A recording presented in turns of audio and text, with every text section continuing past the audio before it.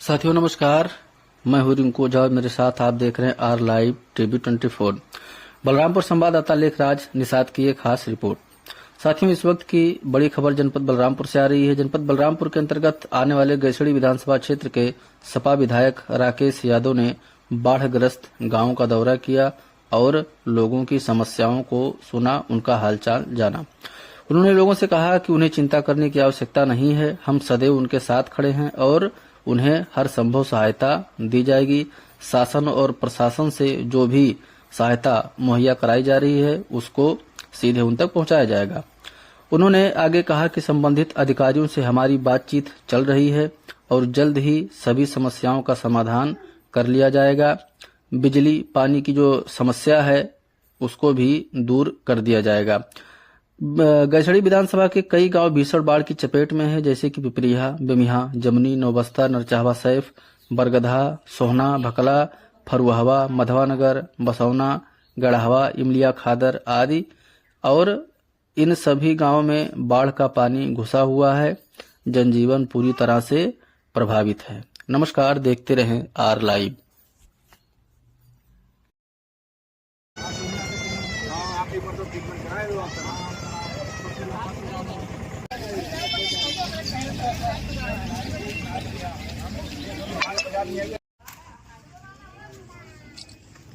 थोड़ा सा भी आप लोग थोड़ा सजगता बरतो कि जैसे सरकार के जो उनकी देन होते बिना कोरम पूरा घोषणा किया जाता है। अभी पीएम एक पोस्टमार्टम हो गया तो कल में आज मिलेगा आज बच्चे के भविष्य। लेकिन आंगनबाड़ी में प्रधान जी कहाँ गए? आंगनबाड़ी में थोड़ा एक ध्यान दो। आंगनबाड़ी जो हो इससे संपर्क करो। कोई फार्म आओ थे बच्चन के लिए बीमा टाइप के काम तो सहायता इनकी मिल जाएगा ना। ठीक, अच्छा थोड़ा आप लोग चाहे भी ना। विधायक जी, आज इस बाढ़ग्रस्त क्षेत्र में आप आए हैं, इस भयानक बाढ़ के लिए आप क्या कहेंगे?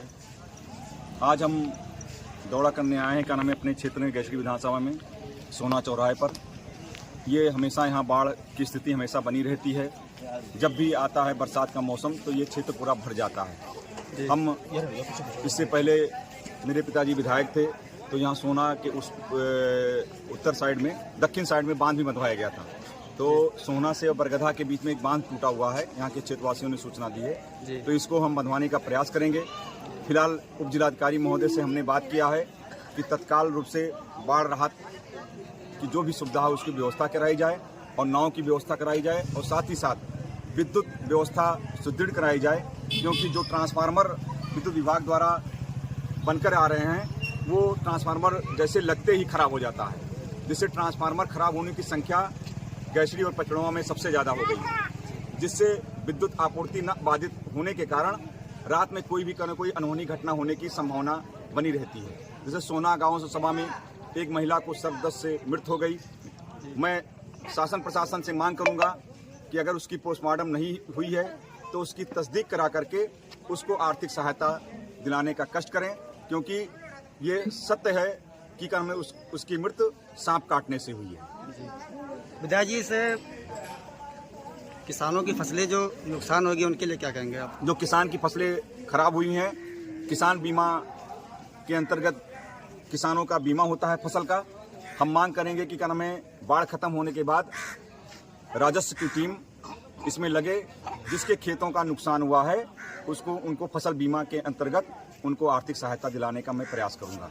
सर, अगर बात किया जाए यहाँ की विकास की तो मान लीजिए सड़कों की विकास हो गया, शिक्षा की विकास हो गया, ये सब बलरामपुर जिला इतना पिछड़ा क्यों है?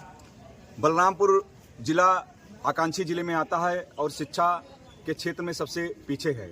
जैसा कि आप लोग जानते हैं कि विश्वविद्यालय हमारे यहाँ बनने के लिए आया था तो गोंडा में चला गया था, तो मेरे पिताजी ने आंदोलन करके माँ पाटेश्वरी विश्वविद्यालय बलरामपुर में लेकर आए हैं। और शिक्षा के क्षेत्र में जितना हम लोगों ने प्रयास किया उसका यही नतीजा है कि कुछ ना कुछ लोगों की साक्षरता दर बढ़ी है। अभी पिपरिया जमनी में राजकीय इंटर कॉलेज ये 2017 में ही बनकर के तैयार हो जाना चाहिए, लेकिन 17 से 22 हो गया तो कोई भी किसी डबल इंजन की सरकार ने भी उस पर ध्यान नहीं दिया।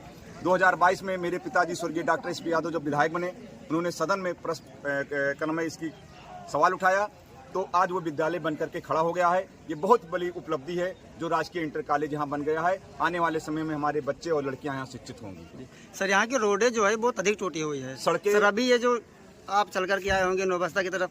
अगली बार अगले साल बाढ़ आया था, उस बाढ़ में कटा था, अभी तक उसमें मिट्टी नहीं पटा है। नौबस्ता के पास जो कटान है वहाँ से हम चले, पीएमजीएसवाई की सड़कें हैं, हमने लिखा पढ़ी किया था और मेरे पिताजी ने भी लिखा पढ़ी किया है और आने वाले कुछ समय में क्या नाम है ये इस पे काम होने वाला है और एसआर योजना के अंतर्गत मरम्मत में ये रोड स्वीकृत हो गई है, धन आवंटित हो जाएगा, काम शुरू हो जाएगा। हमें आप 2 महीने का समय दीजिए। सर क्या रीजन है, कितना पिछड़ा है बलरामपुर जिला?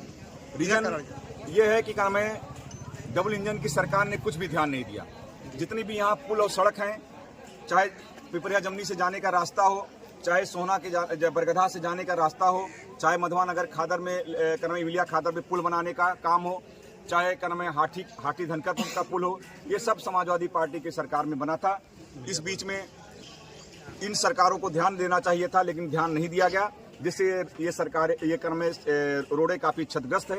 इस पे बहुत काम करने का काम होना चाहिए और काम करने का प्रयास हम लोग कर रहे हैं और आपको आने वाले समय में इन सड़कों का निर्माण होता हुआ दिखाई पड़ेगा।